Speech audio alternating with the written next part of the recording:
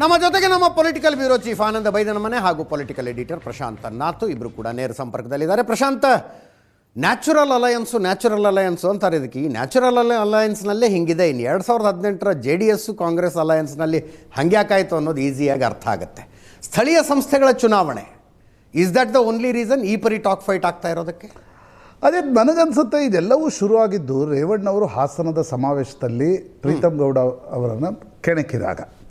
ಅಲ್ಲಿವರೆಗೆ ಮಾಧ್ಯಮಗಳು ಕೂಡ ಇದಕ್ಕೇನು ಭಾಳ ಫೋಕಸ್ ಕೊಟ್ಟಿರಲಿಲ್ಲ. ರೇವಣ್ಣ ಅವರು ಹಾಸನದ JDSನ ಸಮಾವೇಶದಲ್ಲಿ ಉತ್ಸಾಹಿತರಾಗಿ ಪ್ರೀತಮ್ ಗೌಡರನ್ನು ಕೆಣಕಿದಾಗ ಪ್ರೀತಮ್ ಗೌಡ ಸ್ವಲ್ಪ ಔಟ್ ಆಫ್ ಫೋಕಸ್ ಇದ್ದರು. ಅವರು ಏಕಾಏಕಿ ಫೋಕಸ್ಡ್ ಆಗಿ JDS ವಿರುದ್ಧ ಮಾತನಾಡಲಿಕ್ಕೆ ಶುರು ಮಾಡಿದರು. ಹಳೆ ಮೈಸೂರು ಭಾಗದ ಮಂಡ್ಯ ಹಾಸನ ಜಿಲ್ಲೆಯ BJPಯ ಕಾರ್ಯಕರ್ತರು ಮತ್ತು ನಾಯಕರು JDS ಬಗ್ಗೆ ಮಾತನಾಡಬೇಕು ಅಂತಕ್ಕಂಥದ್ದನ್ನು ಶುರು ಮಾಡಿದಾಗ ಇದೊಂದು ಫೈಟ್ ಶುರು ಆಯಿತು. ನಿಖಿಲ್ ಕುಮಾರಸ್ವಾಮಿ ಅದಕ್ಕೆ ಉತ್ತರ ಕೊಡ್ತಾ ಬಂದರು. ಪ್ರೀತಮ್ ಗೌಡರಿಗೂ ಕೂಡ ಆಯ್ತಪ್ಪ, ಅವ್ರಿಗೊಂದು ಭಾಳ ಅಂದರೆ 2023 ಚುನಾವಣೆ ಸೋತ ನಂತರ ಪ್ರೀತಮ್ ಗೌಡರಿಗೂ ಒಂದು ಅವಕಾಶ ಸಿಕ್ಕಿರಲಿಲ್ಲ. ಅವರು ಕೂಡ ಅದನ್ನು ಚರ್ಚೆ ಮಾಡಲಿಕ್ಕೆ ಶುರು ಮಾಡಿದರು. ಅದು ಹೋಗಿ ಹೋಗಿ ಕೊನೆಗೆ ಇಲ್ಲ ಮುಖ್ಯಮಂತ್ರಿ ಯಾರು ಅಂತ. ಅದೇ 2026ರಲ್ಲಿ ನಾವಿದ್ದೀವಿ. ಇನ್ನೂ ಕಾಂಗ್ರೆಸ್ನ ಒಳಜಗಳ ಹೇಗೆ ಬಗೆಹರಿಯುತ್ತೆ ಅಂತಕ್ಕಂಥದ್ರ ಬಗ್ಗೆಯೇ ಇನ್ನೂ ಸ್ಪಷ್ಟತೆ ಇಲ್ಲ. ಕಾಂಗ್ರೆಸ್ನ ಒಳಜಗಳ ಬಗೆಹರಿದಾಗ BJPಯಲ್ಲಿ ಏನು ಮಾಡಬೇಕು ಮುಂದೆ ಅಂತಕ್ಕಂಥದ್ದನ್ನು BJP ಹೈಕಮಾಂಡ್ ಕಾಯ್ತಾ ಕುಳಿತಿದೆ. BJP ಹೈಕಮಾಂಡ್ಗೆ ಇರ್ತಕ್ಕಂಥದ್ದು ಮುಂದೆ 28ರ ನಾಯಕತ್ವ ಏನು, ಯಾರ್ದು. ಕರೆಕ್ಟ್. ಈಗ ವಿಜೇಂದ್ರ 26ರವರೆಗೆ ಅಬಾಧಿತರಾಗಿ ಮುಂದುವರಿತಾರೆ ಅಂತ ಅನ್ಕೋಣ. ಮುಂದೆ ಅವರನ್ನೇ ಕಂಟಿನ್ಯೂ ಮಾಡಬಾರ್ದಾ? ಇದೆಲ್ಲವೂ ಪ್ರಶ್ನೆ ಬಗೆಹರಿಯೋದು BJP ಹೈಕಮಾಂಡ್ನಲ್ಲಿ. ಯಾವಾಗ ಕಾಂಗ್ರೆಸ್ನಲ್ಲಿ DK ಶಿವಕುಮಾರ್ ಮುಖ್ಯಮಂತ್ರಿ ಆಗ್ತಾರಾ, ಸಿದ್ದರಾಮಯ್ಯನವರು ಕುರ್ಚಿಯಿಂದ ಕೆಳಗಿಳಿಯಲ್ವಾ ಅನ್ನೋದ್ರ ಮೇಲೆ. ಯಾಕಂದರೆ OBC ವೋಟ್ಗಳನ್ನು ಸೆಳೆಯುವ ದೃಷ್ಟಿಯಿಂದ BJP ಯೋಚನೆ ಮಾಡ್ತಿದೆ ಏನು ಮಾಡಬೇಕು ಅನ್ನೋದು. ಹೀಗಿರುವಾಗ ಇದು ಏಕಾಏಕಿ ಮೀಡಿಯಾಗೆ ಬೈಟ್ ಕೊಡ್ತಕ್ಕಂಥ ಎರಡೂ ಪಕ್ಷಗಳ ನಿಖಿಲ್ ಮತ್ತು ಪ್ರೀತಮ್ರ ಇಬ್ಬರೂ ಚಾಳಿಯಿಂದಾಗಿ ಇದು ಒಂದು ವಿಚಿತ್ರವಾಗಿರ್ತಕ್ಕಂಥ ಹೈಪನ್ನು ತೆಗೆದುಕೊಂಡಿದೆ. ಅದರ್ವೈಸ್ ಇದರಲ್ಲಿ ನೋಡಿ, ಈಗ ಸ್ಥಳೀಯ ಸಂಸ್ಥೆಗಳ ಚುನಾವಣೆಯಲ್ಲಿ ಮೈತ್ರಿ ಮಾಡ್ಕೊಳ್ಬೇಕಾ ಬೇಡವಾ ಅಂತಕ್ಕಂಥದ್ದನ್ನು ಪಕ್ಷಗಳು ಕೂತ್ಕೊಂಡು ತೀರ್ಮಾನಿಸ್ಬೇಕಾಗತ್ತೆ.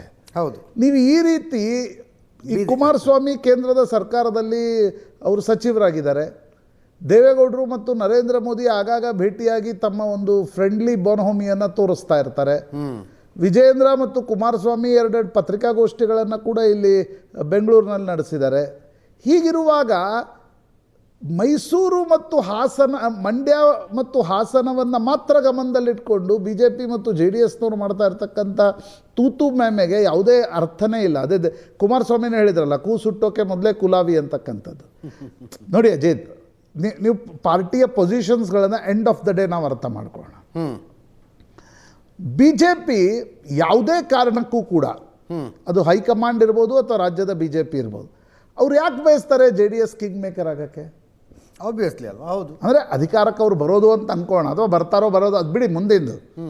ಬಟ್ ಚುನಾವಣೆ ಸಂದರ್ಭದಲ್ಲಿ ಅವ್ರ ಫೋಕಸ್ ಇರುತ್ತೆ 130 ಹೋಗ್ಬೇಕು. ಯಾಕಂದರೆ JDS ಕಿಂಗ್ ಮೇಕರ್ ಆದ ದಿನ ಪದ್ಮನಾಭನಗರದಲ್ಲಿ ಮನೆ ಕಾಯಬೇಕಾಗತ್ತೆ. 2018ರಲ್ಲಿ ಏನಾಯಿತು ಅನ್ನೋದನ್ನು ಇಡೀ ದೇಶ ನೋಡಿದೆ. ಕಾಂಗ್ರೆಸ್ನವರು ಹೋಗ್ಬೇಕಂದ್ರು, BJPಯವರು ಹೋಗ್ಬೇಕಂದ್ರು. ಗುಲಾಂ ನಬಿ ಆಜಾದ್ ಮೊದಲೇ ದೇವೇಗೌಡರ ಜೊತೆ ಮಾತಾಡಿದ್ರಿಂದ ಅಲ್ಲಿ ಕಾಂಗ್ರೆಸ್ ಮತ್ತು JDSನ ಸರ್ಕಾರ ಸ್ಥಾಪನೆ ಆಯಿತು.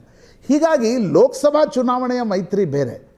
At any point of time BJP ಮತ್ತು JDSನ ಮೈತ್ರಿ ನನಗನ್ಸುತ್ತೆ ವಿಧಾನಸಭಾ ಚುನಾವಣೆಯಲ್ಲಿ ಕಷ್ಟ ಇದೆ, ಸಾಧ್ಯ ಇಲ್ಲ ಅದು. ಯಾಕಂತಂದರೆ ಒಂದು ವೇಳೆ JDSನ್ನು ಕಿಂಗ್ ಮೇಕರ್ ಮಾಡಲಿಕ್ಕೆ BJP ಹೋದರೆ 2004ರಲ್ಲಿ ಏನಾಯಿತು, 2018ರಲ್ಲಿ ಏನಾಯಿತು, ಅದರ ಪುನರಾವರ್ತನೆ ಆಗುತ್ತೆ. ಹೀಗಾಗಿ ಮೈತ್ರಿ ಆಗೋದೇ ಡೌಟ್ ಇರುವಾಗ ಮುಖ್ಯಮಂತ್ರಿ ಯಾರಾಗ್ತಾರೆ ಅಂತಕ್ಕಂಥದ್ದರ ಚರ್ಚೆ ಈಗ ನಿಖಿಲ್ ಕುಮಾರಸ್ವಾಮಿ ಮತ್ತು ಪ್ರೀತಮ್ ಗೌಡ ಆರಂಭಿಸಿರ್ತಕ್ಕಂಥದ್ದು ಮೀಡಿಯಾ ಅಟೆನ್ಷನ್ಗೆ ಅನಿಸುತ್ತೆ ಹೊರತು ಅದರಲ್ಲೇನು ಬೇರೆ ಕಾಣ್ತಾ ಇಲ್ಲ. ಒಂದು ವೇಳೆ DK ಶಿವಕುಮಾರ್ ಮುಖ್ಯಮಂತ್ರಿ ಆಗ್ತಾರಾ, ಮುಖ್ಯಮಂತ್ರಿ ಆಗಲ್ವೋ, ಆಗ JDSನ ಸ್ಥಿತಿಗತಿ ಏನಿರುತ್ತೆ, ಇವೆಲ್ಲವೂ ದಿಸ್ ಆರ್ ಆಲ್ ಇಂಟರ್ಕನೆಕ್ಟೆಡ್. ಕರ್ನಾಟಕದ ರಾಜಕಾರಣ ನಾವು ಅನೇಕ ಬಾರಿ ಚರ್ಚೆ ಮಾಡಿದ್ದೀವಿ ಅಜಿತ್, ನಾನು ನೀವು ಪಾರ್ಟಿ ರೌಂಡ್ಸಲ್ಲಿ. ಕರ್ನಾಟಕದ ರಾಜಕಾರಣ ಒಂದು ಮಗ್ಗುಲು ಹೊಳ್ಳಿಕ್ಕೆ ತಯಾರಾಗಿದೆ. ಪ್ಯಾರಾಡೈಮ್ ಶಿಫ್ಟ್ ಅಂತ ಇಂಗ್ಲೀಷ್ನಲ್ಲಿ ಏನಂತಾರೆ, ಆ ಮಗ್ಗುಲು ಹೊಳ್ಳಿಕ್ಕೆ ತಯಾರಾಗಿದೆ. ವೋಟ್ ಬ್ಯಾಂಕ್ ಇರ್ಬೋದು, ಲೀಡರ್ಶಿಪ್ ಇರ್ಬೋದು, ಕಾಸ್ಟ್ ಕ್ಯಾಲ್ಕುಲೇಟ್ಸ್ ಇರ್ಬೋದು, ಎಲ್ಲವೂ ಕೂಡ ಬದಲಾಗತ್ತೆ. ಪ್ರೊವೈಡೆಡ್ ಕಾಂಗ್ರೆಸ್ನಲ್ಲಿ ಏನಾಗುತ್ತೆ ಅನ್ನೋದರ ಆಧಾರದ ಮೇಲೆ. ಹೀಗಾಗಿ ನನಗನ್ಸುತ್ತೆ BJP ಈಗ B J P J D ಎಸ್ನವ್ರ ನಡುವೆ ಲೆಜಿಸ್ಲೇಟಿವ್ ಅಂಡರ್ಸ್ಟ್ಯಾಂಡಿಂಗ್ ಇದೆ, ಹೌದು. B J P J D ಎಸ್ನವ್ರ ನಡುವೆ ಮೇಲ್ಗಡೆ ಅಂಡರ್ಸ್ಟ್ಯಾಂಡಿಂಗ್ ಇದೆ. ಮಾಧ್ಯಮ ಸೇರಿದಂತೆ ಯಾರೂ ಕೂಡ ನಿಮ್ಗೆ ಬಯಸ್ತಾ ಇಲ್ಲ ಕೆಳಗಡೆ ಅಂಡರ್ಸ್ಟ್ಯಾಂಡಿಂಗೇ ಮಾಡ್ಕೊಳ್ಳಿ ಅಂತ. ಯಾಕಂದರೆ ಕಾರ್ಯಕರ್ತರ ಚುನಾವಣೆಯಲ್ಲಿ ನಿಮ್ಗೆ ಅಂಡರ್ಸ್ಟ್ಯಾಂಡ್ ಮಾಡ್ಕೊಳ್ಳಿ ಅಥವಾ ಮಾಡಬೇಡಿ ಅಂತಕ್ಕಂಥದ್ದು ಡಿಪೆಂಡ್ ಆಗೋದು ಕೆಳಗಡೆ ಏನು ಪರಿಸ್ಥಿತಿ ಇದೆ ಅನ್ನೋದ್ರ ಮೇಲೆ. ಈಗ ತುಮಕೂರಿನಲ್ಲಿ ಸೋಮಣ್ಣ ಇದ್ದಾರಪ್ಪ, ಸೋಮಣ್ಣಗೆ ಜೆ ಡಿ ಎಸ್ ಬೇಕು, ಅವ್ರು ಅಂಡರ್ಸ್ಟ್ಯಾಂಡಿಂಗ್ ಮಾಡ್ಕೊಂಡು ಬಿಡ್ಬೋದು. ಹೌದು. ಕೋಲಾರದಲ್ಲಿ ಬಿ ಜೆ ಪಿಗೆ ಏನು ಭಾಳ ದೊಡ್ಡ ಬೇಸ್ ಇಲ್ಲ, ಕೋಲಾರದಲ್ಲಿ B J P J D S understanding ಆಗಿಬಿಡ್ಬೋದು. ಪ್ರಶ್ನೆ ಎಲ್ಲಿ ಬರುತ್ತೆ? ರಾಮನಗರ, ಮಂಡ್ಯ, ಹಾಸನ. ಯಾಕಂದರೆ ರಾಮನಗರದಲ್ಲಿ ಜೆ ಡಿ ಎಸ್ಗೊಂದು ದೊಡ್ಡ ಬೇಸ್ ಇದೆ ಕೆಳಗಡೆ. ಪ್ರಶ್ನೆ ಎಲ್ಲಿ ಬರುತ್ತೆ? ಮಂಡ್ಯದಲ್ಲಿ ಬರುತ್ತೆ. ಮಂಡ್ಯದಲ್ಲಿ ಸ್ವತಃ ಕುಮಾರಸ್ವಾಮಿ ಸಂಸದರಾಗಿದ್ದಾರೆ. ಹೌದು. ಹೀಗಾಗಿ ಅವರು ಸಂಸದರಾಗಿರುವಾಗ ಉಳಿದವ್ರನ್ನ ಒಳಗೆ ಬಿಟ್ಕೊಳ್ಳಿಕ್ಕೆ ಅವ್ರಿಗೆ ಸುಮಲತಾ ಮತ್ತು ದೇವೇಗೌಡರ ಕುಟುಂಬದ ನಡುವೆ 2019 ಲೋಕಸಭಾ ಚುನಾವಣೆಯಲ್ಲಿ ಏನಾಯಿತು ಅನ್ನೋದನ್ನು ಇಡೀ ರಾಜ್ಯ ನೋಡಿದೆ. ಹೌದಲ್ಲ. ಹೀಗಾಗಿ ಅಲ್ಲಿ ಅವರು ಇಂಡೋಳು ಸಚ್ಚಿದಾನಂದ ಇವ್ರನ್ನೆಲ್ಲ ಒಳಗಡೆ ಕುಮಾರಸ್ವಾಮಿ ಬಿಟ್ಕೊಳ್ಳಿಕ್ಕೆ ಒಪ್ಪಲಿಕ್ಕಿಲ್ಲ. ಆಗ ಅವ್ರು ಏನು ಮಾಡ್ತಾರೆ ಅಂತಕ್ಕಂಥದ್ದು ನೋಡ್ಬೇಕು. ಒಂದು ವೇಳೆ ಮೈತ್ರಿ ಆದರೆ ಹೇಳ್ತಿದ್ದೀನಿ, ಹಾಸನ ರೇವಣ್ಣ ಮತ್ತು ಪ್ರೀತಮ್ ಗೌಡ ನಡುವೆ ಯಾವತ್ತೂ ಮೈತ್ರಿ ಆಗ್ಲಿಕ್ಕೆ ಸಾಧ್ಯ ಇಲ್ಲ.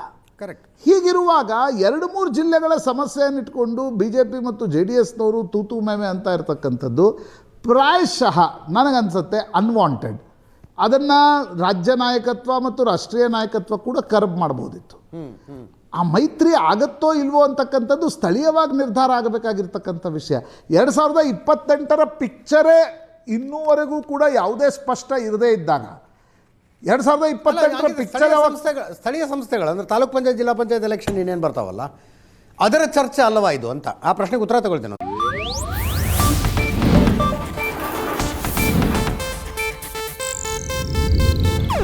ಇದು ಏಷ್ಯಾನೆಟ್ ನ್ಯೂಸ್ ನೆಟ್ವರ್ಕ್ ಪ್ರಸ್ತುತಿ.